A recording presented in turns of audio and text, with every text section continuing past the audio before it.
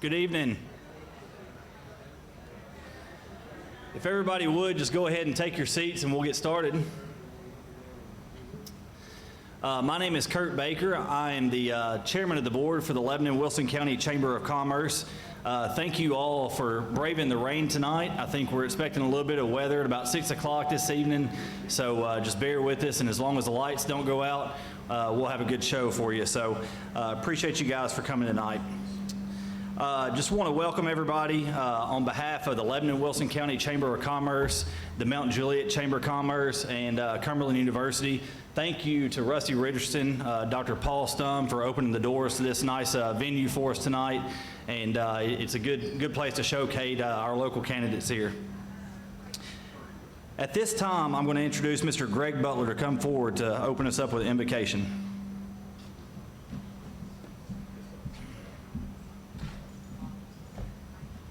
Would you pray with me, please? Heavenly Father, we thank you so much for this day, for bringing this group of citizens together to learn and to hear about what the candidates for mayor have to say to all of us. The fact that they are here, that we are here, indicates our level of service to our community. We thank you for putting that in our hearts. We know that however the election ultimately turns out will be for the betterment of Wilson County, and that much we can be sure of. So thank you again. See us home safely and be with our families in our absence. In Jesus' name we pray. Amen. Thank you, Greg. And at this time, I want to introduce Mr. Gerard Coggins to come forward for the Pledge of Allegiance.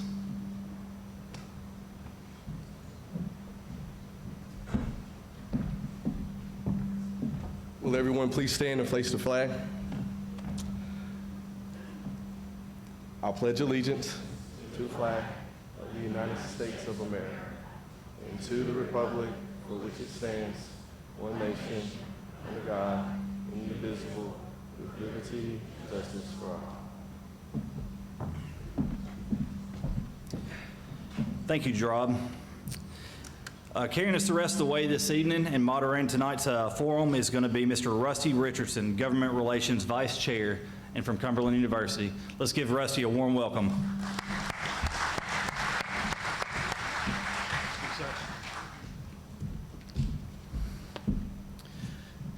Good evening.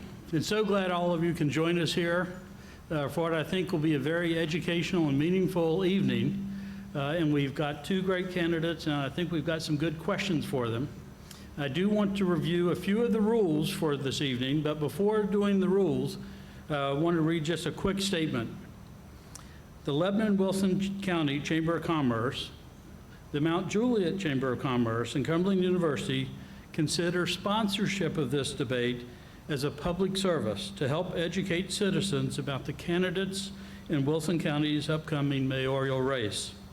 The two chambers and Cumberland University are prohibited from directly or indirectly participating or intervening in any political campaign on behalf of or in opposition to any candidate for elective office. In the spirit of fairness and neutrality, great care has been exercised in drafting the questions posed to the candidates tonight so that neither candidate should have an inherent advantage on any question. Having said that, let me do a quick review of the rules for the candidates and then also for the audience. Each candidate will be allowed to make a 3 to 4 minute opening statement. The order of opening statements has been determined by a coin toss before we started, just like a football game. Following the opening statements, each candidate will be posed the same exact question and have up to 3 minutes to respond to each question. A timer will indicate when the candidate approaches the end of their 3-minute time limit. We have two timers up here. They'll hold up a 30-second sign and a time up sign. If the candidate doesn't happen to see that, I will gently remind them, "Thank you, sir, your time is up." And Ray Render will do a dance up front. A candidate is allowed to ask for the question to be repeated before the clock will start on his 3 minutes to answer. The order in which the candidates are asked the questions will alternate between each question. If Mr. Hutto answers question 1 first, Mr. Warren will answer question 2 first, so on and so forth. Each candidate will be allowed, candidates are not allowed to ask questions or interrupt the other candidate when they're speaking. Each candidate will be allowed to make a 3-minute closing statement. The order in which they give the closing statement is just the opposite of the order they gave the opening statements.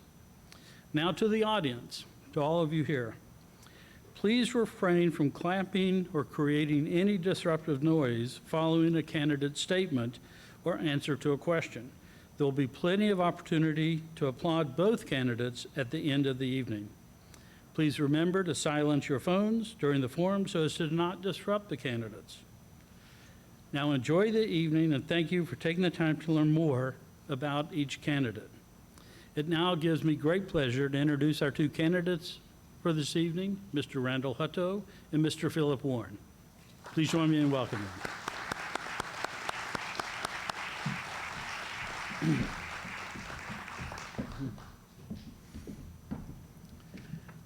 We also did a coin toss to see which end of the field they would defend. So, and Mr. Hutto won the first coin flip, and he deferred to Mr. Warren for the first opening statement. So, Mr. Warren, the microphone is yours. Well, thank you. Thank you. Is it working? Is it on? Yeah, yes. Okay. I can't hear it, so I guess you can, though, right? Everybody hear me? Good. You can? What do I need to do to it? Hold on for technical difficulty here. I need to get closer? Yeah, I think you may have to get. Get down on it? Well, I could do that. Will it raise up in? I'm sorry. I think that's as high as it goes. That'll work. Okay. Yeah, good. That way I'm not down like this all the time, okay?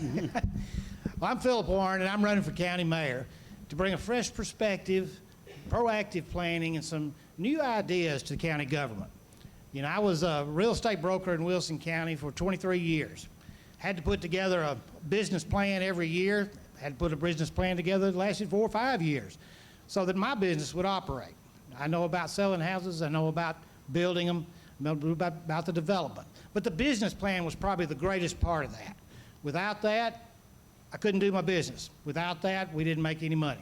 And that's kind of important when you're self-employed, is to make some money. So that business plan has been a great asset to me, not just in the real estate business, but also in the government office that I served in. In 2011, I was appointed to the election administrator of Wilson County and took over an office from a lady that had been there 34 years. In 11 years, we took that office from one that was rooted in tradition to one that was nationally recognized. I think all of you know we have the change in the voting experience we had in the last 12 years. I look forward to doing that on the county level as a county mayor. That's what I want to do, is make Wilson County the best it could be with proven leadership and proven Republican. You know, this is a Republican primary. This is for Republicans. It's the first time we've done this in who knows how long, if ever, in Wilson County. You know, for 130 years, our state was controlled by one party until 2009, 2008 election, when both the House and the Senate of the state legislature switched to a Republican majority. That changed things all over the state and in Wilson County.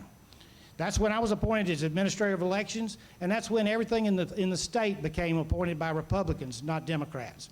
So we do have a Republican primary, and that's what we're having on May the 3rd, which is a little different here. So I'm asking for your vote during early voting, which starts Wednesday through the 28th, or on Election Day. I think that's a good opening statement. Yeah. All yours. Thank you. Mr. Hutto? It was a good opening statement. You know, I had the opportunity to serve Wilson County starting in 2010. And every day that I go to work, our goal is really to make Wilson County a place that you're proud to call home. You know, we started out a while back with a motto, Wilson County, the place to be. And then we developed a flag that was adopted by the county commission. And now we have a license plate that we're trying to go. We want you to feel good about where you live and the place that you call home. In the last 12 years, I hope you know that Wilson County ranks top in the state in almost every category.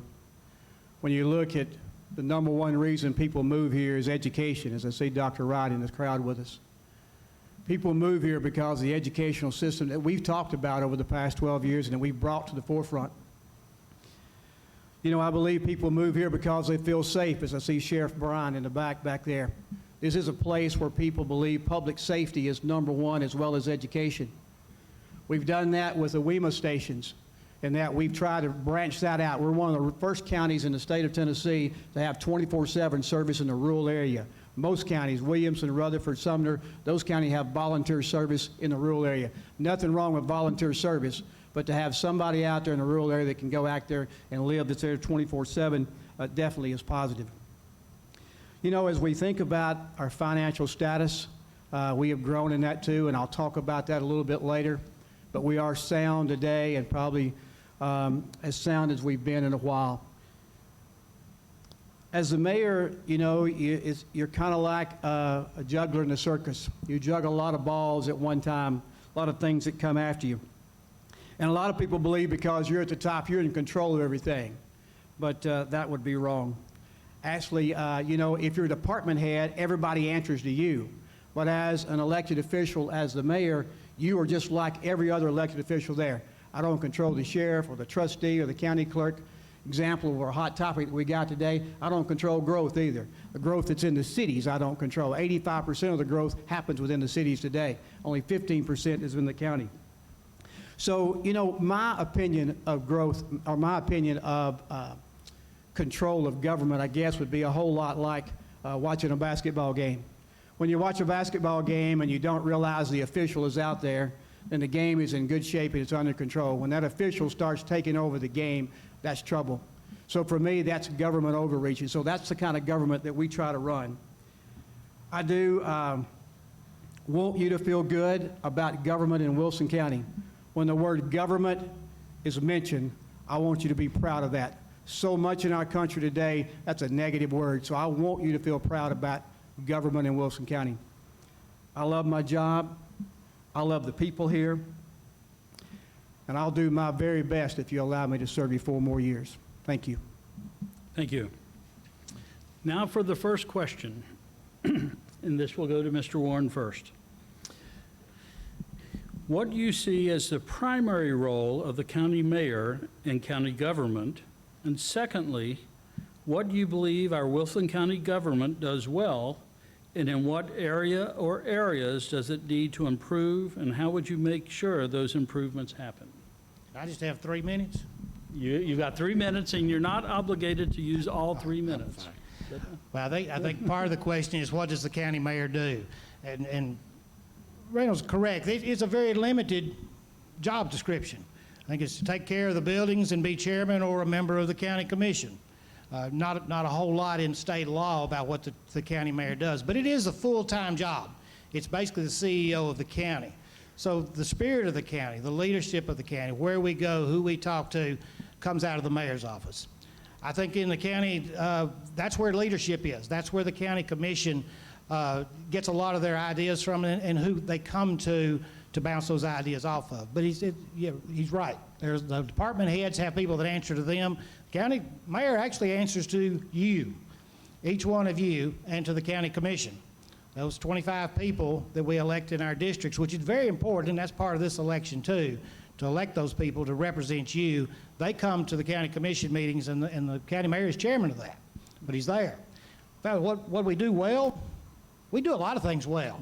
We have a lot of people. Well, look at the growth in this county. From 2010, we had 113,000 people in Wilson County, and the 2020 census was almost 150,000. We're doing something right. We've got a lot of people coming to Wilson County. We have a quality of life that doesn't compare to other counties. We have a quality of life that's different than other counties. We're not Williamson County, we're not Sumner, we're not Davidson, we're Wilson. Those are the kind of things we've done well. Now, what we have to do better in the future is keep up with that. As we continue to grow, and we're growing quickly, we have a tremendous growth at every part of this county, all the way from Statesville to Mount Juliet. That's the challenge going forward, is keeping up with that growth with human and physical infrastructure. That doesn't mean just roads that we all have to drive on, and believe me, I think everybody's been stuck in traffic at some point in the last 2 weeks in Wilson County. That's part of growth, and that's something that takes a while to redo. But we've also got a human infrastructure issue that we have to deal with. We have to have enough people that man the patrol cars, ambulances, fire trucks, and the desks and the services, all the services that county provides. Those are things that we have to look at. We need to stop, that's probably the one thing we do well, but one thing we could do better at the same time. Thank you. And I would remind both candidates that if you need me to repeat the question, I'm happy to do that. So, I think I hit most of it. would you, Mr. Mato? I believe the question was, what does the county mayor do?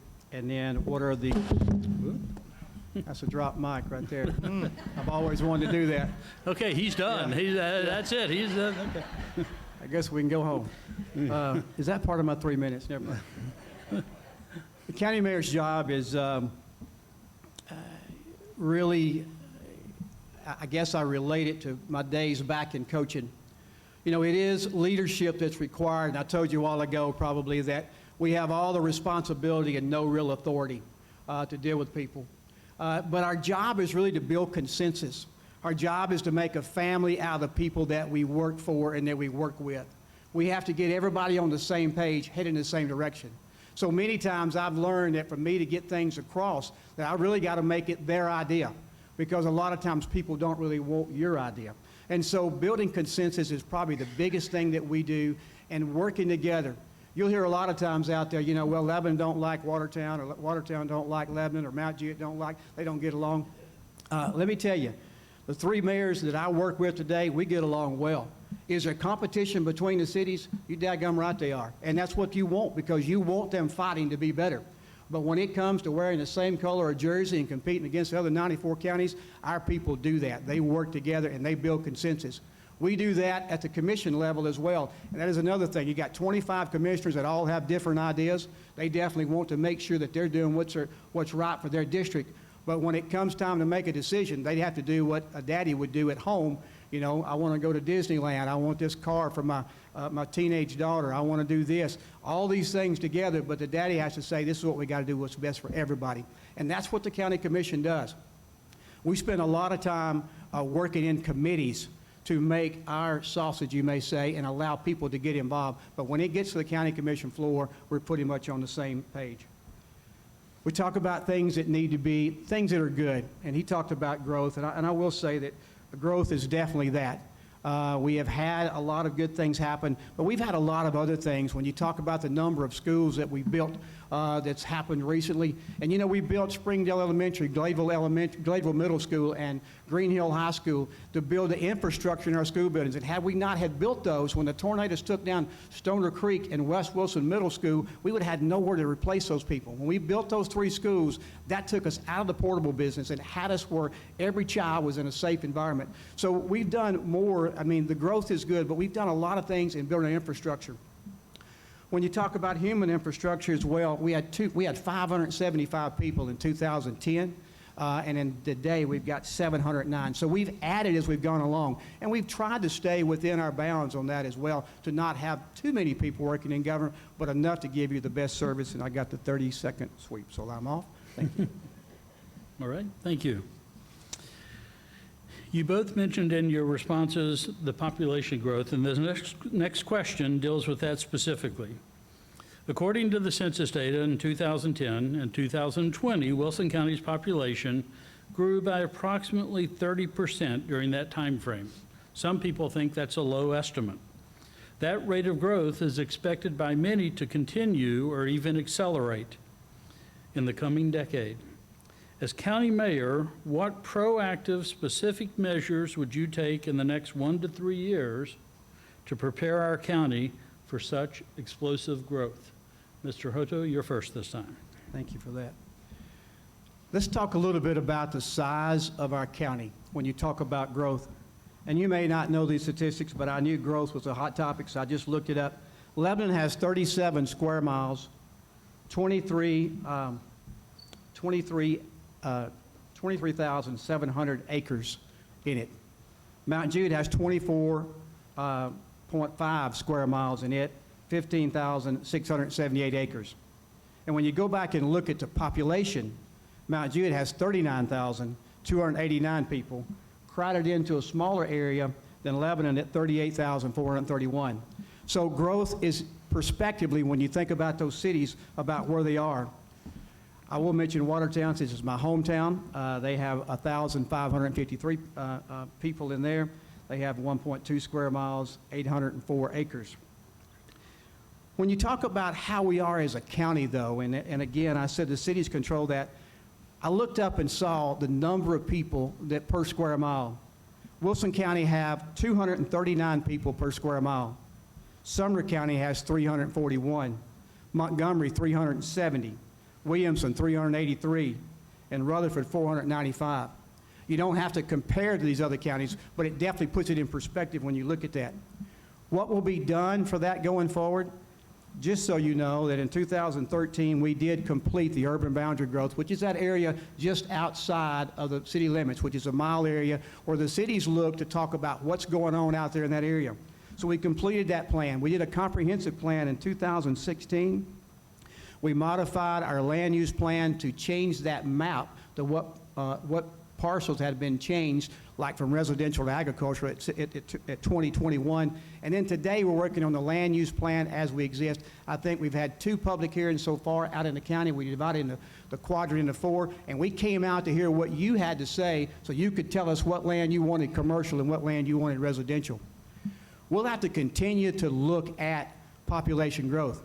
And I'll tell you, in 2010, as Philip said, 114,000. 2020, population 148.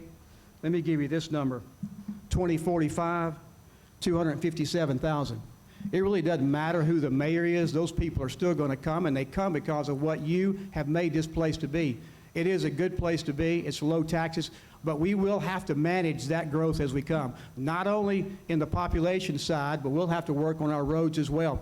But that is what you do. That is better than the opposite of nobody moving here and having to raise your taxes because we have no income coming in. So that is a positive thing to be addressing as opposed to the negative side of that, and we are ready to do that. Thank you. Thank you. Mr. Warren. Okay, I think I remember all the questions. Yeah, we are a growing county, and that's an important thing. We don't want to slow down. I've heard across the county people talk about growth as their #1 issue, and usually it's roads. They're congested coming in, going out. That seems to be the biggest issue. That's not something that could be corrected overnight, but that's something we have to start on, and I think that's one of the areas that we hear the most about. And then people move in, they don't want another subdivision next to them or another apartment complex next to them. We're going to continue to grow. He's right. From 2010 till 2020, we had about a 35% increase in our population in Wilson County. We were one of the fastest, if not the fastest growing county year in, year out in Tennessee. That's something to be really proud of. We are inviting to have people here. It's great to have them come here, and we're going to continue to have that. Without that growth, we won't have new restaurants. We won't have new shopping opportunities. We won't have the things that we come here and that people are moving here for. So we have to embrace that, but we have to manage it at the same time. The growth study that they're doing now is a great, it's past due, it needs to be done as fast as we've grown. We have to know where we're going. Once that's done, we need to put in place plans to accommodate that and then hold to them going forward. We can do that as a county. The infrastructure is probably the most important part of what we're going to have to do going forward with the county as far as the growth, and that is human and it is physical. Schools are very important. There's a great plan that the school system has put out. We've done a wonderful job in the past, but they're looking at the future. They're saying we've got this many people projected to come. We're going to need to build these schools before they get here. I think in the past we built the schools, they've been full when we got them finished. We need to do a better job of that. That's planning. That's proactive planning. The tornado was mentioned. That's something, that's one of the worst kind of catastrophes you could possibly have on a county in any day, on your home, on anything. We did it on election day, which was just a worst day you could have possibly had one. is on Election Day. But by planning, we were prepared for it. By planning, we had a great day that day. That's what we have to do, not for tornadoes, but for the future, for what we expect to come down the pike, what we see in other counties that they're having to struggle with now. We can anticipate that, plan for it, prepare for it, and be ready when it does come here. I think that's our biggest challenge going forward, is to look at every operation of government critically and fully, work with the department heads, work with the employees, and work with the citizens that are affected by it to find the solutions and accommodate them going forward. Thank you. The next question goes into a different area. Workforce development has been and continues to be a major issue as more and more companies like Tritum move to Wilson County or expand their current operations like Amazon or Promobile. In addition to these companies that require large numbers of new employees, many smaller businesses are finding it increasingly difficult to hire enough employees. As county mayor, how would you address this critical issue of workforce development? That is a big issue. I believe if you drive down the road right now, wherever you look, there's a help wanted sign. Every restaurant in town here is starting at $12.50, $15.50. Who would have thought it? This county has a real lack of those workers. We have some wonderful jobs, though. We have jobs that are bringing people from all over the world, not just all over the country, but from all over the world to Wilson County to be a part of this. And that's a great thing. As far as what we need to do to recruit more people is to continue to have these good, high-paying jobs. They're coming here. They're coming to Wilson County. I think the more jobs you have, the people come. We've seen that. We've talked about the growth in the last 10 years. That growth wasn't because we had pretty cedar trees. That growth is because there were jobs here. There were houses here. There was a great quality of life. So I think as we continue to work to maintain the quality of life, the infrastructure that we need in this county, have good people in government, we're all good people, have good neighbors, have good cities in the county, we're going to see the workers come. Yes, we were short on people from time to time, and I think as we have new businesses come in certain areas of the county, that's part of the urban growth, part of the growth plan, is to put those businesses in a place that we can draw not just from Wilson County, but draw from other counties also. There are a lot of people in Rutherford, in Cannon, DeKalb, Smith, Trousdale, even in Davidson, that'll be willing to come across the lines and work in Wilson County. So if we position ourselves in a place where we can invite them to come across the line and vote in our county and live in that county, then we've just added to our workforce. There are lots of things we can do. We don't need to quit recruiting. We need to keep bringing new quality businesses to Wilson County. I think if we ever stop, if we ever let that pipeline go dry, we're going to be in a terrible place. Growth is inevitable. Growth can be a terrible thing, but it can also be a blessing. And I think for Wilson County, it's going to be a blessing if we manage it right. That's the key, though, is managing it right. I look forward to the next 4 years, 5 years, whatever, 3 years, and what we can do to increase our workforce. We have some great programs in our schools. You know, I remember years ago in the schools and in the county, even in this county, we talked about how our children were going to have to move off somewhere else to get a job. We've heard that, and I think other counties in Tennessee have that problem today. We don't have that in Wilson County, and that's something we need to look at too, all the programs in our schools to keep the kids here, to keep our children here, to keep our families together in the same county for generations to come. Thank you. Mr. Hutto? I would like to take just a second to commend Mr. Warren and the Election Commission for doing what they did during the tornado. That was a great feat to have to pull off that morning with everything else in this race, so they did an outstanding job with that. When we talk about economic development and workforce, it is a blessing and a curse at the same time. I'm thankful for the JECDB, and I believe G.C. Hickson is in the back here, which heads that up for us. I'm not for sure Sarah Hastings here with the City of Lebanon or Kitty Martin, but they do a tremendous job of recruitment of companies. And I will say this, that we are in the catching business. We're not in the pitching business right now. I mean, we are recruiting companies, or companies are coming here without our recruiting, without pitching for them to come. They're coming here, so we're catching them from all across this nation. And they're coming for several reasons, but you know, as you think about that, I really believe it's our business-friendly opportunity It's a lot about our location. We're in the southeastern portion of the United States, and so people come here for that. But you know, we talk about companies coming, and a lady asked me back there a while ago when we were talking, she said, why are you recruiting any more companies? We can't take care of the ones we got here now. I also got hit the other day about about maybe one of these theme parks that's coming, and how we can't get up and down West Main now, and what are you doing there? So, you know, I tell them there are 40,000 people that leave here every day and go to work in some other county. And they say to me, Mayor, you know, if you'll get a high-paying job here, I'll stay here and work. I'll get off your roads. I'll save gas money. I'll save time from commuting and spend more time at home with my family. I'll spend most of my dollars here because I won't be in another county to eat lunch. I'll eat lunch here. And you know, and so we still do look to find quality companies. Workforce is an issue. But as we try to create here just recently, without any tax dollars, a company called, or a program called Wilson Works. And Adina Chumley is right back here. She heads that up. And that came because we said, as a teacher, I saw people, 500 kids graduate every year from high school to Lebanon High School. And those kids that were on their way to college, they had a plan of where they were going to do. Maybe they used college, maybe they didn't. But it was the rest of them that I run into that said, what do I do? And they always thought, as Philip said, the best job is in some other county. They didn't know that we had great jobs right here. And that's what Adina Chumley's job is all about. Man, that's quick. So that's important. I had 3 kids who graduate Tennessee Tech, you know, and they didn't know what was going on here. So that's another reason for that. But I will say this, that our population, as I see Scott back here with Vanderbilt Hospital, we have quality jobs here. And we have it in healthcare, we have it in advanced manufacturing, we have it in white-collar jobs and logistic jobs, but we don't have all our eggs in one basket. So if one bad thing happens, we're still going to sustain. Thank you for listening. Thank you.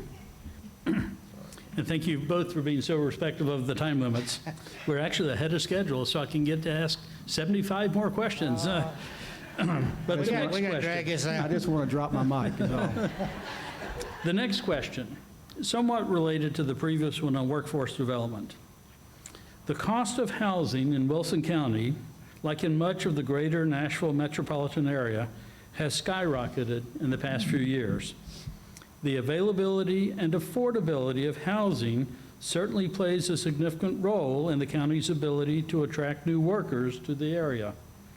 In your opinion, what role does the county mayor and/or the county commissioners play in regard to availability and affordability of housing? Mr. Hutto, you're first on this one. It is a good question, and it brings on lots of conversations. When you look at, I told you, 85% of our growth happens inside the city limits, and 15% happened in the county. I will say that our County Planning Commission, or BOZA committee, have really drawn a hard line at trying to preserve our rural area. Since 2010, they've only allowed 145 additional lots above what the law requires. So in other words, Grandmama's got a 500-acre farm out here. It's zoned A1. She can put 2 houses per acre on there. She'll come to the Board of Zoning Appeals and say, you know, can I put 4 on there? Because that's really going to increase my income or my retirement package. And they have said no to that. They have left it like it is because Wilson County is #1 in century farms. We have more century farms than anybody else in the state of Tennessee. So they've tried to preserve that. So, but you do get back to, okay, I want to work there, Mayor, but your houses are so high, or the lack of them, you know, I can't work in your county. And so that is a problem. But that also is a cat tasting its chill, because then we're going to come back to you when you say, hey, no more apartments. We don't want any more apartments here. We've got enough subdivisions. Y'all got this subdivision coming in behind me. I can't get up and down my road now. So that is a balance. But the affordable housing is really probably left to the developer and mainly to the cities, because that's where most of the development is happening right now. As we said, 85% of the growth there. So as a county mayor and a county commission, we don't have a lot of jurisdiction or help with the cost of housing. Although if you supply and demand, as all of us know, we didn't have a lot of supply not too long ago, and the builders figured that out, and so they've started building like crazy here. Some of that is catching up, but still probably not caught up as much. But when that does catch up to our growth, then the price of those houses will go down because the supply will decrease. So the supply will increase, and therefore the demand will decrease. But I don't really believe that as a county mayor, we have really any impact on the cost of housing in Wilson County. Okay, thank you. Mr. Warren? I agree with you. As county mayor, as county commission, as county government, we don't have a direct impact and shouldn't have on the cost of housing. Affordable housing is an issue that I hear about a lot. People say, okay, we can't afford this. At this price, we're making this much money, we can't afford a house in Wilson County. Well, the land is going to be the same price. It's not going to go down. If somebody's got an acre of land and they can put 3 houses on it or put an apartment complex on it, they're going to sell it for the most money they can possibly get. The market determines the value of a home. And in Wilson County, the market is hot. I think anybody that's in the real estate business is making a lot of money right now if they're working, and that's a good thing. Our market is hot. We've got a huge demand. We have people coming in here. I'm hearing about houses that sell overnight. When I started selling real estate in the 80s, if we sold $1 million a year, we were top agents in the whole county. I mean, you struggled to get to $1 million. Now all you got to do is sell a house to hit $1 million. It's unheard of. These are things that we wouldn't have expected 30 years ago, 10 years ago.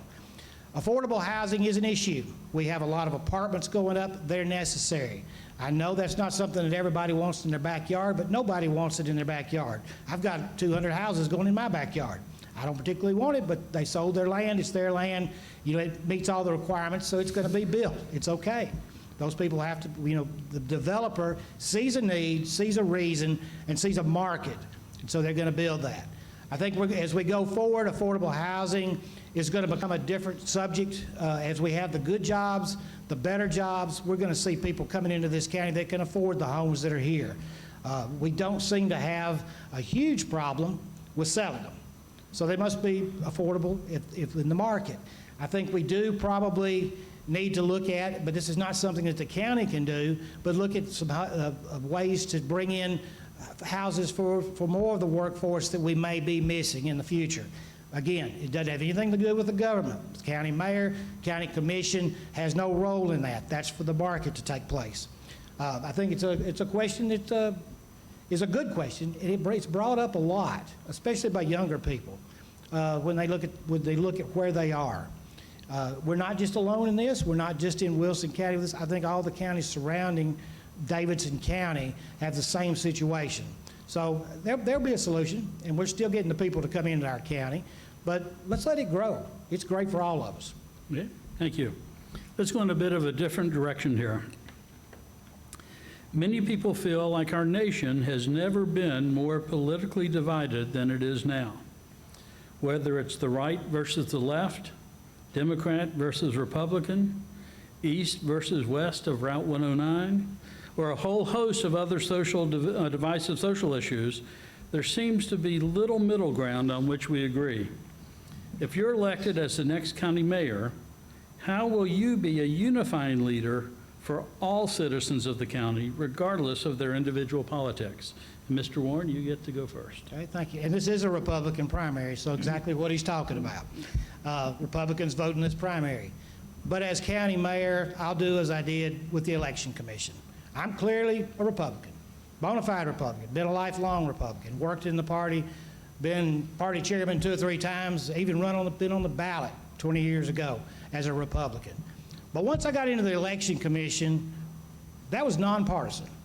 We treated Republicans, Democrats, independents, new voters, old voters, all voters the same. It took a couple of years for some people to understand that that was going to be that way. There were no favors for anyone, and there still aren't. That was how we made elections fair and protected the integrity of every vote cast in this county. As county mayor, I've said many times, potholes don't have politics. There's a whole lot of things that we do as a county mayor, as a county commission, as county employees, as department heads that have no bearing on politics at all. I won't let politics rule what I do. My ideology is what it is. I'm a physical conservative. I believe in individual freedoms and personal responsibility, and that's how I'll make decisions. That's how I will lead. Government needs to be limited. And that's the difference in party politics versus in our nation now. I think that's what we see across the board, is an ideological difference, probably greater. It's probably more of a bright line difference today than there has been in many, many years. Now, I don't say it hadn't always been that way. When Andrew Jackson ran, it was pretty bad then, too. There have been some bad, 1858 wasn't a good year either. There have been some bad years in politics, but it doesn't have to rule on county government. When we get down to this level, most decisions are not based on party politics, but they're based on ideology. And it is important what your ideology is. What do you believe? How do you govern? What do you believe the role of government is? What do you believe it should be funding and what it shouldn't be funding? I think that's what we've got to look at going forward. Fairness, I don't care if you're a Democrat or Republican, you're a Wilson Countyan. That's what matters.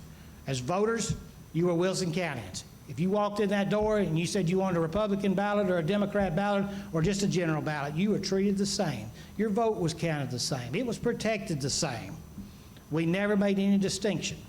And I don't intend to do that now. If you're an elected official, if you're a first-time voter, if you're whoever you are in this county, you're a citizen. And politics really doesn't play a part in that. One thing really quickly, I've heard that, you know, if I was elected because of politics, there would be people that lose their jobs. That is not true. That will never happen. Nobody loses their job in Wilson County if I'm elected because of politics. Thank you. Mr. Hutto? Except me. Except him. That was good. Just for the record.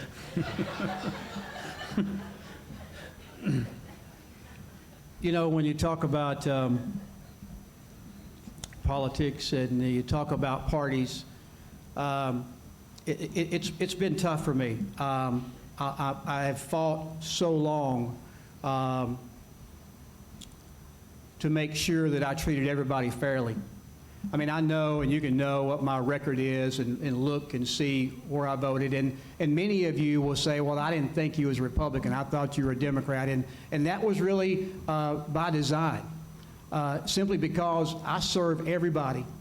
Everybody that walks through my door could care less what my voting record is. They want me to solve their problem that they got at that time if I can. And that is a job that I have to have. And because we're in a Republican primary and because I vote Republican, that is the Republican nomination that I'm seeking. But has it caused trouble for me with the Democrat friends I got? It sure has. There's no questions about it.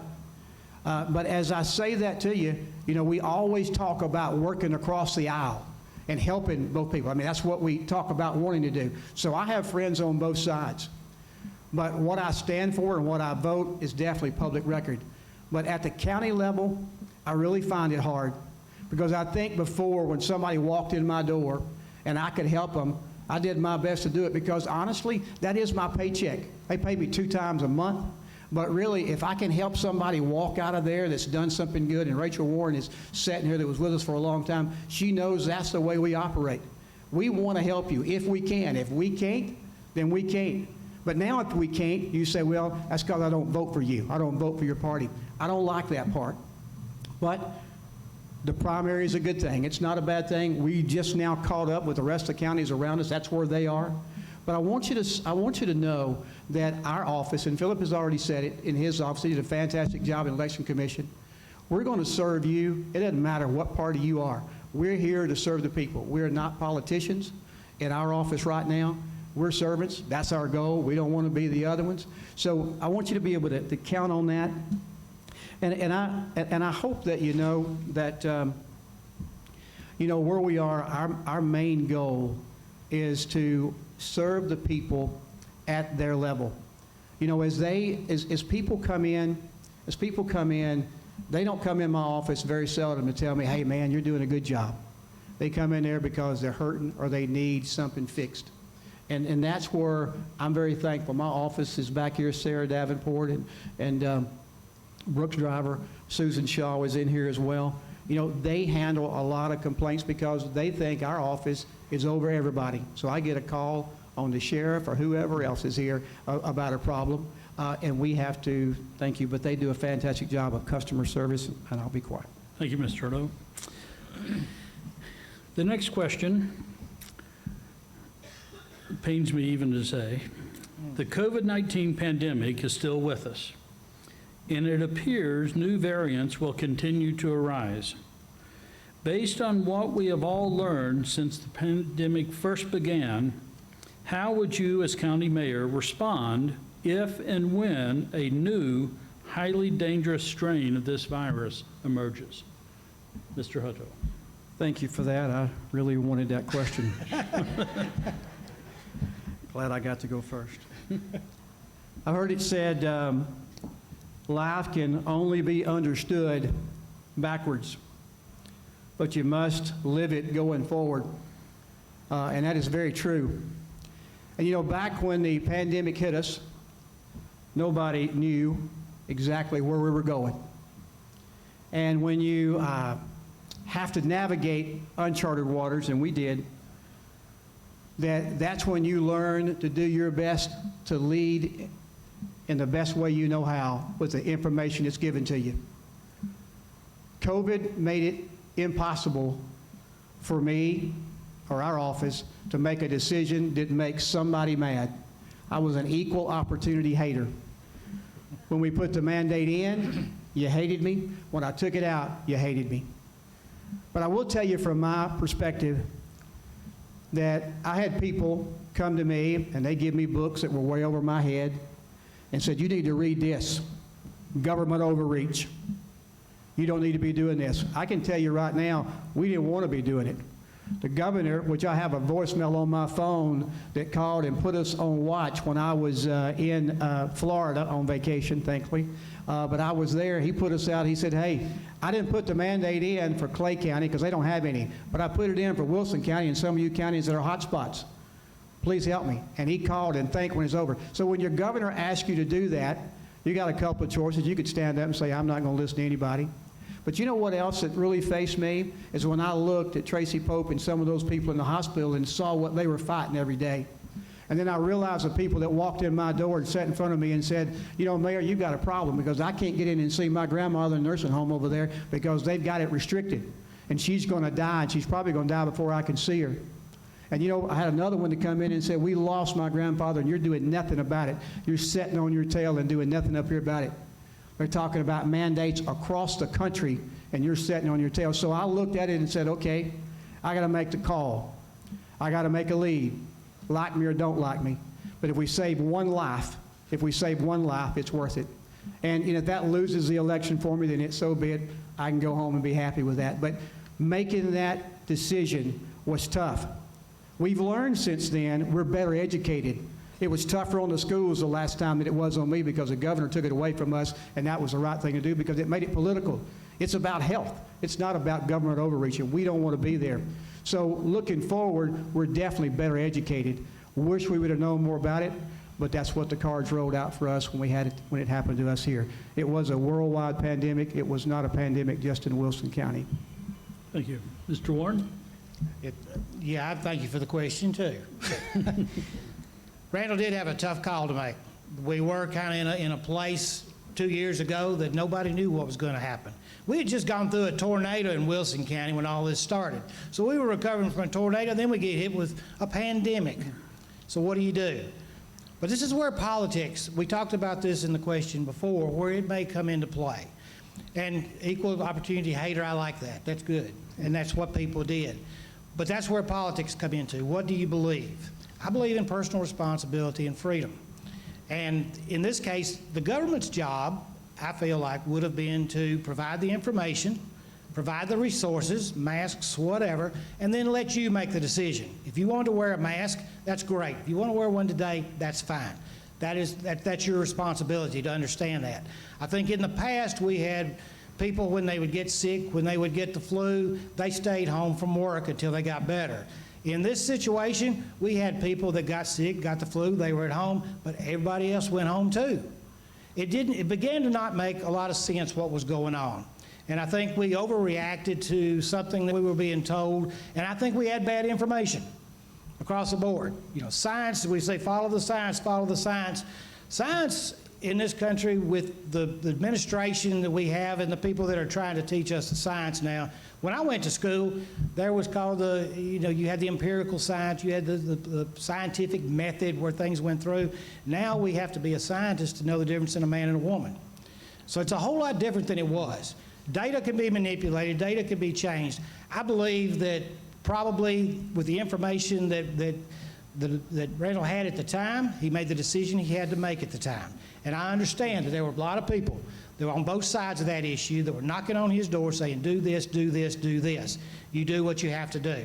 I'll tell you going forward, and we may have more information now than we did, and I will fiercely defend your personal responsibility and your personal ability to make your medical decisions. We're all different. We all have different medical issues that we have to deal with. Some people are healthier than other people. Some people don't know that they've got these conditions, and this may affect them in a different way. And it doesn't have to be COVID or the flu. It could be diabetes. It could be a lot of things that affect you. It's not the government's place to tell you how to take care of yourself.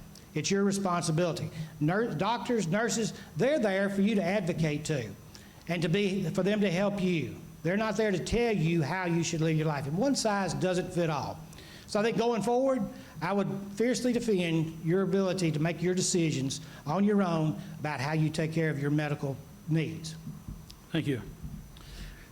Let me give you a breather just a second, give you an easy question. Okay. As county mayor, how will you work with the two school boards to continually improve the schools and the quality of the education offered to all Wilson County students? Is that an Mr. easy Warren, you're question? first. That's an easy question. Okay. Yeah, it is an easy question. And education and schools are what bring the people to this county. That's one of the biggest things. We have a very good education system. Our school system is ranked, I don't know, you won all kinds of awards, didn't you, when you were there? So we've got a really strong system in the county and in the city of Lebanon. I think we can be proud of that. It costs a lot of money. The largest part of our budget, of our tax dollars, I think close to 80 cents of every dollar that's brought into taxes into Wilson County goes toward education. And I hear people say, well, that's too much. You know, why are they spending so much money on education? Well, there's a lot of reasons, and it's an expensive proposition. We have to build the buildings. There are a lot of mandates that have to be recognized.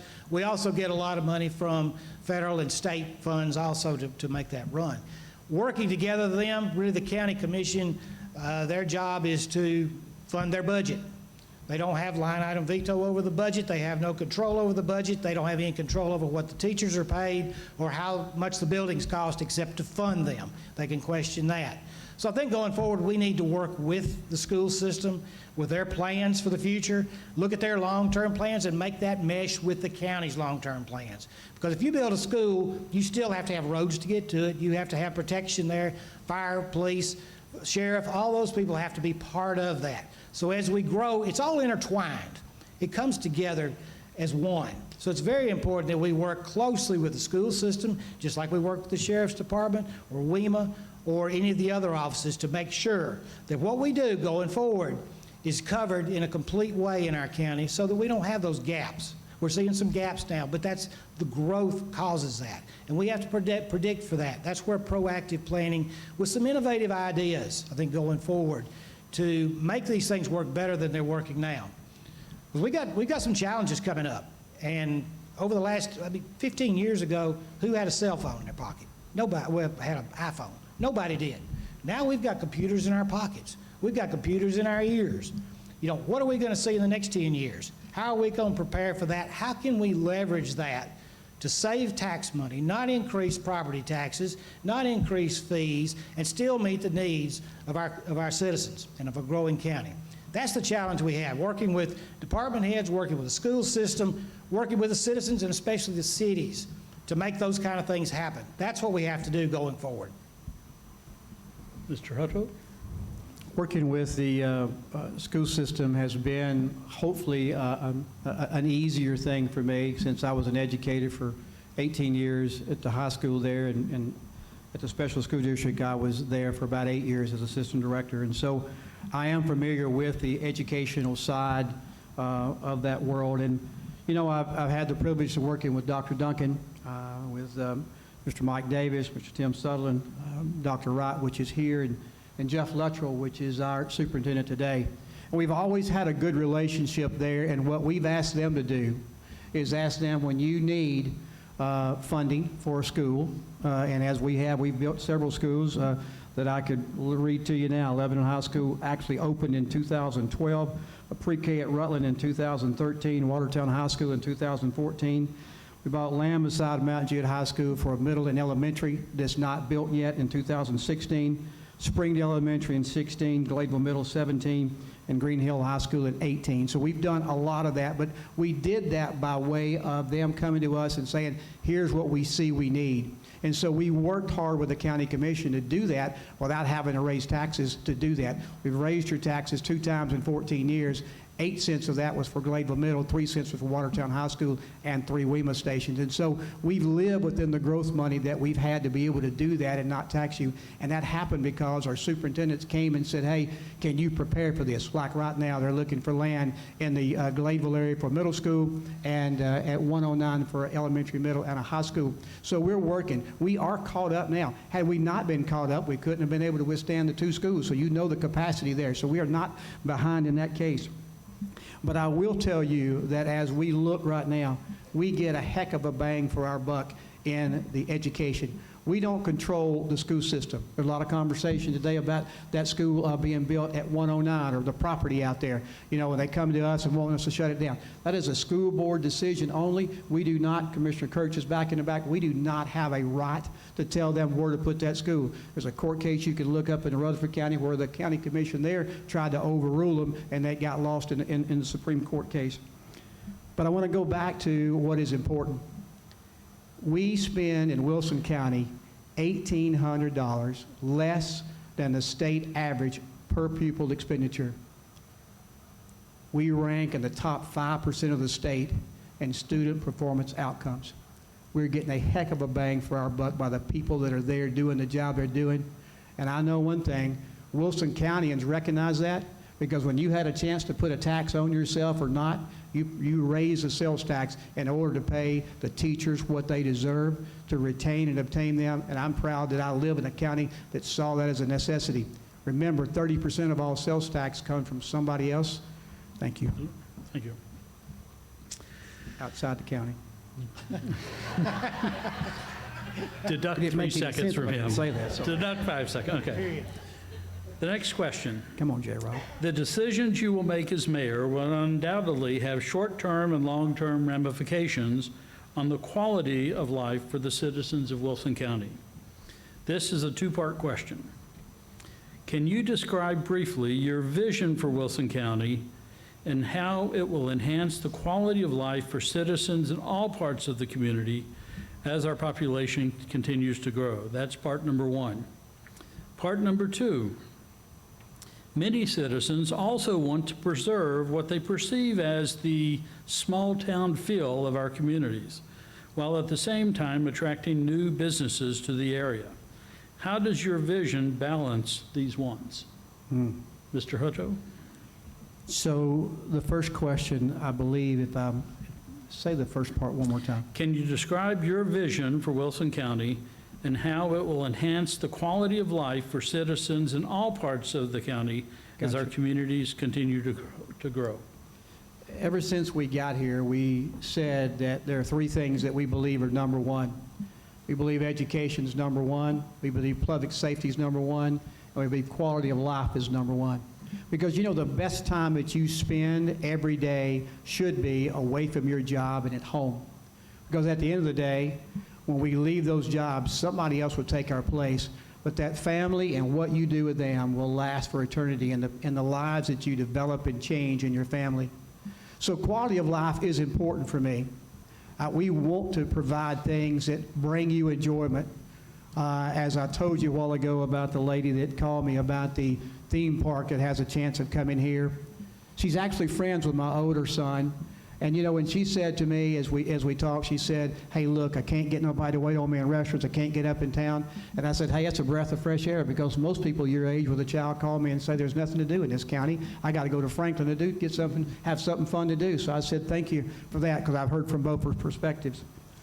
But quality of life is why we took the chance to build the Expo Center.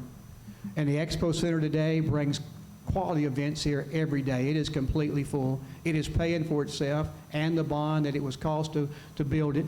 So that is one thing. There are things that we have not reached that we need to reach, and it's been a dream of ours as far as a vision goes. We need a multi-sports park. Don't vote no on me for that either, please. But hear me out before you do. You know, what we live on here, as I was saying earlier, 30% of all the sales tax that comes in here comes from somebody else. So we're living off of their money, where they're providing services for us. Well, the same thing happens to my young people. My young people say, every time I get ready to go play ball, Mayor, I got to go somewhere else. And the city recreation fields have to take care of the city residents. But we need a park that is tournament play only. And our vision there really would be this, that tournaments could be played there Thursday, Friday, Saturday, Sunday. Let's see Tim Leeper here, which has been on me about that for a while. And then, but that would let each individual team have a tournament out there to raise money for themselves. But there's three other things that we're really missing here. The other thing for quality of life is we have nowhere for senior games. We have nowhere, and that's on Monday night, and on Tuesday night for special needs, and on Wednesday night for co-eds. Something for my young people to do here that can do that with their husband or their wife as they come together. So I look in that vision, but quality of life is important. We rank it number one, and we continue to look for things to make you enjoy your life better outside of work, because that, to me, should be the best time of your day. Thank you. Mr. Warren? I'll try to remember both of them. Okay. I think I got it. My vision for Wilson County is for it to be the best it can possibly be. And that encompasses a lot of things. Recreation, a big part of it. Lifestyle is absolutely the biggest part of it. And I think that's where we have to work together throughout the county. Cities, the county, you know, the three cities, we've got Watertown, Mount Juliet, and Lebanon. All their populations combined is only about half of the county. The other half lives outside of any city limits. So we still have a large number of people that are just Wilson Countyans. They don't pay city taxes. They drive on city streets and they come to cities to spend their money because it's not in the county, but they're still in the county. They're all in the county. My vision is to see that quality of life that they're used to, that they moved here for. We have a tremendous growth. We've talked about that, the growth and what we expect going forward. I think you said we had like 250,000 people coming in the future. 2040. Yeah, that's a whole lot of people. That's as big as Rutherford County or bigger right now. So we have to maintain that quality of life. And I think that's where events like this, the chambers in all three of the cities, that's what you do. You recruit people, you include people, and we have to do that to create a sense of community. Somebody talked earlier about the 109 divide. I think that's disappeared. As people are moving into Wilson County, I'm not hearing about that anymore. It's those of us that have been here a while that still see 109 as a chasm between Mount Juliet and Lebanon. People moving into Mount Juliet, people moving into Lebanon, people moving in the county around that, they see 109 as a really fine highway to get where they're going. And that's it. We've got all kinds of growth out there now. We've got people living near there. You live near there. So you're on the divide, you're on the edge.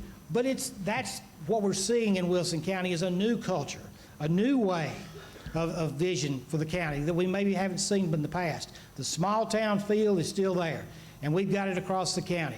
You know, I've said many times the difference in Wilson County, in the animal control issue in Mount Juliet, in parts of Mount Juliet, is the dog barking at the condo next door, and on the east end of the county, it's the cow in the road. You know, we have a very diverse county, and we have to be able to adapt to that. Keep that feeling. You know, if you want to have the rural, we've got part of the county for that. If you want the more urban, we've got part of the county for that. If you're coming here from Nashville, young people, millennials, whatever, when they start off, they want a different lifestyle than the people that live on the other end of the county and the farming communities. But people come from all over the country. I've met people in Statesville and down in there that came from California. Tickled to death to be here because this is a great place to be. So my vision of Wilson County is to see us build the infrastructure, build the foundation that we can maintain that for the next 40 years. Thank you. Looks like you read my notes almost, because the next question, which deals with quality of life but also infrastructure. As county mayor, how would you prioritize much-needed infrastructure improvements to keep pace with the rapidly growing population base? Mr. Warren. My plan is within the first 90 days of my administration to do a top-down operational review of every office under the county mayor to determine who does what they're doing, how much money is being spent, who reports to who, and how we can put that together better. in cooperation with those department heads, their employees, and other department heads and the county commission, we can put together a plan that I hope will make things more efficient. We may see, more than likely, we're going to see we need more people, or we may need to move some people around, or something needs to change. We can make this a more efficient operation. When I took over the election commission, we had 6 full-time and 2 full-time part-time. One was there 3 days and one was there 2 days every other week, so 8 people. 5 people, I guess. After the first 2 years, we reduced that to 4 full-time people. But we leveraged technology, organization, and instead of like government where everything goes in a circle, we made it go in a straight line. That's where you bring business experience, business planning into the government realm. Now, you can't translate everything that way, but you can do a whole lot. And that's my plan to go forward, is look at the infrastructure from the inside. We don't have to look outside our borders of Wilson County to find the good people. We have the best. And we need to be able to retain, recruit, and inspire the best people possible for all these jobs, whether it's in an ambulance, a fire truck, patrol car, or at the desk at the clerk selling you a license plate, or at the election commission. Wherever it is, we need the very best people working there. We need people to be challenged for those jobs, to want to keep those jobs. And it's not always just a paycheck. It's not always a paycheck. I think people that do their jobs and do their jobs well will do it not just for the money. They do it for the enjoyment of what they do and for the love of their county. You know, we talked about people moving outside, going outside the county because they could get a better job. Well, folks, I've made a choice, and I think a lot of others have too, to stay in this county for less money than to drive downtown to Nashville every day. It's worth a whole lot of money just being part of the community, being close to home, knowing the people you see when you go out to lunch. That's how I think we can move forward with with changing and maintaining the infrastructure in the county. Thank you. Mr. Hutto? And I think I realize where that Philip Warren sign for mayor come in my front yard, since you know where I live at now. I didn't do that No, you didn't. I'm just joking. yet. No, not yet. Yeah. You know, when you talk about county buildings and keeping up with the infrastructure, we've tried to do that. I just can list some of the buildings that we've been lately. We bought the old Baptist Association building there, where we house now Wilson County TV. Teresa Bush and her crew are here tonight. There, also our IT department. And we got that building because we sold the old water building, which is right beside Coffee Connection, and we actually swapped that, so we had paid no money for that. I do believe we built the best plaza in the state of Tennessee for our veterans. I hope you've had a chance to go see that. We bought the North Green Hill Women's Club down in Mount Jewett by the ball fields, because Mount Jewett, that's a satellite office for our clerk's office, so they could expand because they were kind of in a cubby hole down there. We built the expo centers we talked about for quality of life. We purchased the old Fred's building behind our courthouse there for the election commission, and that was a good purchase for us. It brought Philip and all of his team under one roof with their equipment and able to do training, and they'll continue to do great things there. We turned the old Lebanon High School into a Board of Education. A little controversy going through that, but now I believe everybody realizes it's the best thing since sliced bread, not only for us, but for people all across the state that come and use that for training. We purchased a surprise building beside the road commission out there so they could go all under one roof. Now they've got the Steve Armstead building, their lot there, and then also their equipment garage there. And we took the Oak Street building where they used to be at, and we actually just sold that other day for $860,000. The State Fair, of course, has really helped us upgrade our James E. Ward Ag Center because of the State Fair coming. That's an additional $14.5 million that will be added in infrastructure out there that didn't cost anybody anything. And of course, we purchased the Highland Heights Church behind the jail and worked with them while they were building their new place. That's 6 acres there as well, and that will be a multi-level court system coming soon. We felt like right now, if you got to go to court in Wilson County, they say, okay, now, Mayor, you're in the courthouse, or am I down there at the old church, or am I over at the jail? And so we want to bring all the courts together. See Judge C.K. Smith in the back there, and that will make that easy for them to work. We'll bring prisoners underground or overground there, which will save on transportation as well. So, you know, I feel like that we've done a lot of good things as we've tried to build and keep up with the infrastructure. We'll have to stay on top of it, of course, but we have made lots of strides, as you can see. Thank you. This was touched upon earlier in one of the comments, but I want to come back to a question. For many new residents to Wilson County, it seems odd that so many of our local elected officials must declare a political party in spite of the fact that the duties of their offices are considered nonpartisan. Do you agree or disagree with this practice, and please explain why you either agree or disagree? Mr. Ruffo, Thank you you're again. first. You know, I believe the party affiliation makes a difference to a lot of people at the state and the federal level. And the people that follow that also look at me, and they really want to know, what am I made of? What are my beliefs about government? Am I conservative? What's my Christian values? Where do I stand on abortion? Those things matter to the people that are going to elect me. Do I make that call in the office because of those? No, I don't. That really will never play into effect.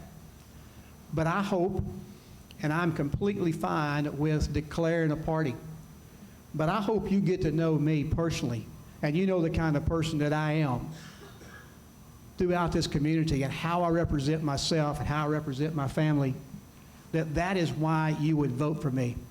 If the party affiliation makes a difference, then I'm okay with that. But you know, the really down deep decision on where you vote for me or not should be based on the character person I am, the track record that I've been in. Am I a Republican running for the nomination of Republican in Wilson County? Dadgum right I am. Have I voted for Republican? Check my record. No problem there. Do I represent all people? You dadgum right I do. And that is my job, and that will always be my job. As we look forward in here, our goal, which is a big part of that question he just asked, is to bring people together. You will never move anybody separated. Anything we do that separates people is not good. I've heard it said a long time ago, if you want to go fast, go alone. If you want to go far, go together. And that's what has to happen at our office and the rest of this county government. You have to be on the same page. I hope the party affiliation does not separate us. It's had that effect in our nation. You can turn the news on and see that. I hope it does not have that effect at the local level, because there's really no place for that. We serve all of you, regardless of our party affiliation. But you know where I stand, or I wouldn't be here right here today. Thank you. Thank you. Mr. Warren? Yeah, I think we covered a lot of that earlier. This is a Republican primary, and we have to declare Republican or Democrat. There are people in the county that are affiliated with the Democratic Party that won't have a say in this, and I've heard that so many times. You mean I don't get to vote? I said, well, it's a Democratic primary or a Republican primary. You vote in the Republican primary, but you're not capable to vote. And I think that's been probably the crux of the whole conversation about this election, is just about all but one of the people running that aren't independent are Republicans. So the Democratic Party really doesn't have anybody to vote for. I agree. Potholes don't have politics. Believed that my whole life. On the local level, most things we do for the citizens of Wilson County. We will do all those things for the citizens of Wilson County. If you walk in my office as mayor and you're a Republican or you're a Democrat or you're a brand new person and I don't know what you are, or you're an independent, you go both ways. And believe me, in today's world, there are more independents than there are Republicans and Democrats. If you look at people's voting records, that's public record, how people vote, and start looking at that. In the Election Commission, we have to do our best in the polling places to have an equal number of Democrats and Republicans represented in those polling places. It got hard these last few years because most of the people have switched back and forth time and time again. Now, there are some people that's the only way they vote, and they always will. But that's who we represent in the county. We represent everybody, Democrat, Republican, whichever. Yes, on a national level, on a state level, it matters who governs. It matters who's in charge. It matters who the governor, what party the governor is, what party the state senate is, and what party the state house is. That matters. And it goes deep. It goes all the way to all who the commissioners are, who they appoint as their assistant commissioners, who are on the boards across the state. It matters who governs, because that ideology goes deep. It goes all the way into Wilson County. So we say in a lot of cases, politics don't matter, but those things, that part of it really does. And we don't see that on the surface where we elect a Democrat or a Republican or just an independent. But if we run nonpartisan and a person leans one way or the other, they're probably going to look at people that think the same way they do to put on commissions. Or at least they're going to make those decisions based on a partisan basis. In some cases, that's who they align with. So we see a lot of things, maybe not on the surface, that the politics would do. I see pros and I see cons to this partisan election. I'm proud to be running as a Republican. I've done it before. I'm proud to be doing it on a county level, and I'm excited about what we can do for the county. Thank you. This next question touches upon many of the areas we covered already, but I want to ask it anyway. What do you consider the biggest opportunities, challenges, and threats facing Wilson County in the next 5 years? And what are your plans for handling these issues? Mr. Warren. Read the last part again. The biggest what? Threats? I got that. And what are the biggest opportunities, challenges, and threats facing Wilson County in the next 5 years? And what are your plans for handling these issues? As I said before, first 90 days, do a top-down operational review. I think any CEO coming in, any commander coming in to a new operation, that's the first thing they do, just to know the players, know what's going on, to get a feel for what's there. I haven't been there 12 years, so I don't know. And I need to know, because I can't make decisions and I can't help people make plans if I don't understand the playing field. That's the first thing. Once we get that done, we can start to define the opportunities. I don't have all the answers. Don't even pretend to have all the answers. But I know the people that do, and they're sitting right here in this room. They're sitting up at the courthouse. They're across this county. They have the ideas. They have the solutions. That's the opportunities, is to go to them, go to you, go to the department heads, go to the employees about how we operate our offices, how we operate our government. What would you like to see? What is your vision for this department? What is your vision? What do you think? What keeps you here? What motivates you to get up every morning and come to work? And let's work towards that goal. I think the biggest threats we have is ignoring that. One of the biggest threats we have is ignoring our county employees, ignoring our operations in government, and continuing to do things the way we've always done them. The world changes. The economic situation changes. Everything's changing rapidly. Our county's growing rapidly, so those challenges increase the pressure on every part of government. We don't want to be an intrusive government, but we want to be an effective government, a government that serves the people of Wilson County in a way they expect to be served. And as we grow, we have to be prepared for that. We have to build that foundation, and we better start building on it soon. We've let some things slip, and it's not anybody's fault. It's just slipped because that's what happens. So we need to get a hold of that again. I think that's the biggest threat we have, is not keeping up. The biggest opportunity we have are our people and our employees and the people in this county with new ideas, fresh perspective, and an opportunity to participate, to be a part of it. Everybody wants to be a part of it. And I can see, I've heard more people with more great ideas and thoughts, some of them kind of off the wall, but, you know, there's pieces up there that are really good. And we can put all that together. At the Election Commission, we took the best ideas from across the country. We found things in Florida that they were doing in some election offices there, California, Oregon, places that you'd never expect. We brought them back to Wilson County, tailored them to fit our county, and then put them into action and put us on the map. But those very ideas are what we need to pick up. We can get them from other places, but we get them right here. I think that's our greatest opportunity. Greatest threat is not doing that. Thank you. Mr. Hutto? You know, the challenges that we face, and you sit down from time to time when you have a chance and just look at the county as a whole and say, you know, where are we? And you don't have a lot of time to do that because you're always going so fast, but because of this, you know, I've sat down for quite some time just to think about that. I think you have to be prepared for a rainy day. We had no clue that COVID was coming or the tornado was coming. So luckily, we had prepared our rainy day fund for that. But we don't know when that will happen again. So I think we always must be ready to plan for that. Growth is coming, as we said, no matter who the mayor is. So we must plan, we've got to protect, and we've got to organize with every tool that we have available to us to help us navigate that growth. You can't put it off, but you can help make it all work together. We have to continue to build schools, and any infrastructure that we need. That's a law. There's two things that I must do. One is educate, one's incarcerate. Now I must provide an ambulance. And if we don't do it, they'll come do it for you and take over your government. So we must continue to stay active there. I'm thankful for where we are in the schools. I'm thankful that we are now building a jail addition, which will actually double the capacity and hopefully keep us for a long time to come and make their job a little bit maybe easier.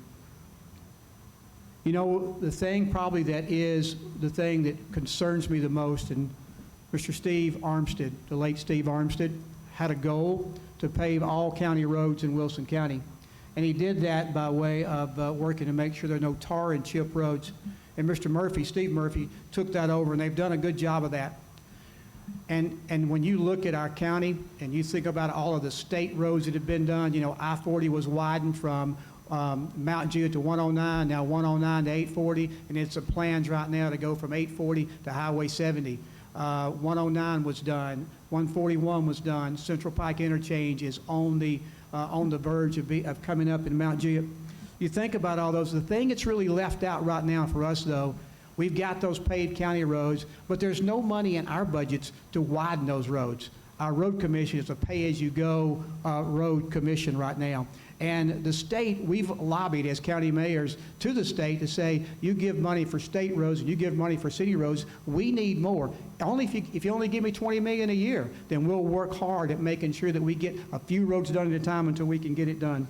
I do want to make sure that we continue to do good on broadband and getting water to people in rural areas. Quality of life, we said, was important. The BEP formula that's out there right now could give us a hard time because we are a county that has the ability to pay. And last but not least, we must continue to take care of our employees. We've done that. That's what the pay study was started for in 16, 19, and now in 22. Thank you. Before moving to the closing statements, I have one last question for each candidate. And I would like you to hold your answer to 1 minute. Mr. Hutto, you get this one first. The question is, why should the voters of Wilson County pick you as the next county mayor over the other candidate? You know, my hope is that you've looked at what we've done over the past 12 years, and you believe that what we've done has been good for you. That's probably it. If we haven't been doing a good job, then I would say you need to vote me out. And I would agree with you, and I'll go find something else to do. But we have busted our tail every day we've been there. I come to work every day. I'm not always the first one to get there, but I'm close to 8. But I guarantee you I'm the last one to leave there, and I got a Ford Gray Explorer that sits on the corner there that you can find it. I'm going to do everything in my power to serve you the best I can, to lead the best I can. I will never make all of you happy. I know that. But I guarantee you I'll make the best decisions possible for all of us as I go forward. And I would appreciate your vote on early voting or May the 3rd. Thank you. Mr. Warren? I think a lot of what he said. I've got a record of proven leadership at the Election Commission.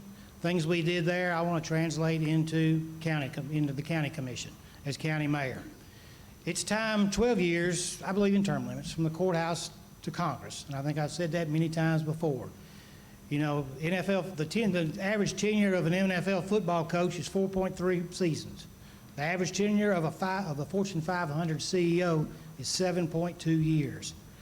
Yeah, I believe that there comes a time when we need to change leadership to get a fresh perspective, to get new ideas, to have a new direction on making things better than they have been in the past. Thank you. To the closing statements, Mr. Hutto? Thank you. You're first. Just for the record, if I could be paid what those NFL coaches would, I would get out in 12 years. You could have it. My closing statement, I guess, will be a little personal tonight. You know, when you have a tornado that rips through your county, and when you have a worldwide pandemic that comes through here, and every decision you make is bad, no matter what we did, then you learn to lead through adversity. But you know, my son called me not long ago, and he said, "Dad, I need you to listen." He said, "I've had a diagnosis of non-Hodgkin's lymphoma, and I'm going to need your help." And when he said that to me, I realized that a lot of this stuff don't matter. And I'll ask you to go look at a picture on my website. It's a picture of me and Alex and Jack walking down the hall at the expo. And you know, to me, that reminds me of really why I'm here and what is the most important. It's about our family. And you know, I think about that, but when I think about, you know, no matter what happens on the outside world, I can go home and be loved. When you go on a long trip somewhere, you're always happy to get home. You know, and the county is a whole lot like that when you think about us. We have a lot of family members that make up one body. We all have different opinions, different needs, but we all must care for one another. I have a great work family that I love and they love me. We get along well. They serve our community well. We have county commissioners here tonight, and I believe we work well together as a family. That is our goal. And our goal has always been to make this place a place that you'll be proud to call home. I was married for almost 36 years. I have 3 children that are beautiful. My daughter is right here. My son is right there. And they are the best in my opinion. Both of them graduated. All 3 of them graduated from Tennessee Tech. 2 are married. One is about to get married in October. We really could say he's probably already married. But you know, I'll leave you with this. When all this is said and done, the most important thing that you got is your family. I hope that you enjoy your family and every minute that you have them together. That is the most important thing to me to convey to you as a leader of this county. And as we enter, as we enter the Easter season, I hope that you're a part of the most important family. Thank you. Thank you. Mr. Warren. Thank you. I want to thank the Chamber and Chamber for hosting it, for doing this, and Cumberland for hosting it. We spend, I don't know how many dollars, lots of money, lots of time, lots of effort to get out the word about what we believe in, what our vision is for Wilson County. And unfortunately, in today's world, we do it in little sound bites, probably 1-sentence statements that make everybody pay attention. You look at one thing, or a picture. We have to do pictures now. You know, years ago, do you know the first governor in Tennessee that was born in Tennessee came from Wilson County? His name was Lean Jimmy Jones. And I've read newspaper articles about him. He was a Whig, ran against James K. Polk twice, beat him twice, and then he went on to be president. But he'd get in his horse and buggy, and he'd go to Fayetteville, he'd go to McMinnville, he'd go all over and stop the little towns and get out and make speeches. Well, they'd write up the full speech in the newspaper and print it, and everybody read it, or they read it to their neighbors. And it was that was the way news got around. Today, we do social media. And we get a picture and a little snippet and one of those pound sign things, hashtags. And that's how we're supposed to get our information. So I really appreciate y'all putting this together so we actually get to say more than those little words. I really do. I wish we could do more of this. Communication is a big part of what I want to do as county mayor. Start the communication, make a greater communication between departments in the county government and between the citizens in county government. We all have needs, we have various needs, and believe me, we'll never make everybody happy. That's impossible. A county mayor has to make some hard decisions. And I think tonight, we've had a lot of questions, and the bottom line is the county mayor doesn't have as much power as they make out you do. There were a whole lot of questions there that we can give you opinions on, but probably not do anything about. But we can certainly try. We can be the leaders. We can set the tone and make the difference in which direction we go in the future. Another big part to conclude is go vote. We have close to 150,000 people in the county. That's men, women, and children. We probably have 110,000 eligible voters. We have right now, I think we're pushing right at 100,000 people that can vote. We're going to have a small turnout in this election. We have a small turnout in every election. That is a fundamental right, a fundamental part of being a citizen in this country and in this county. Go vote.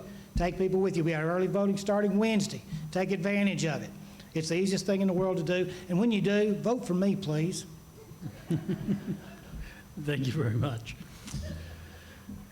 There's an old saying that decisions are made by the people who show up.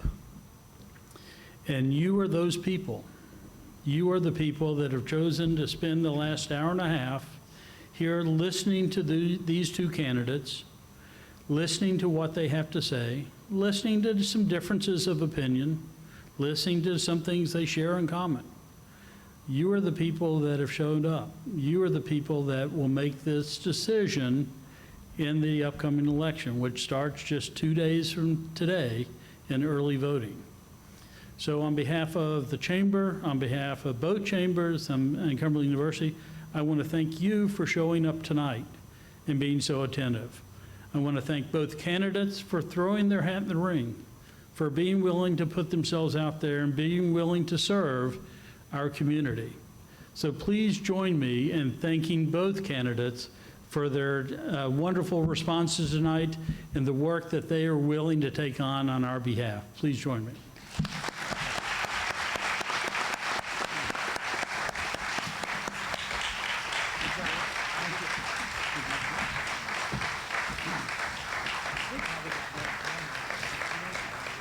And I am sorry, we went 1 minute over the time limit we set, but I'll do better next time. So, thank you all. Have a good night.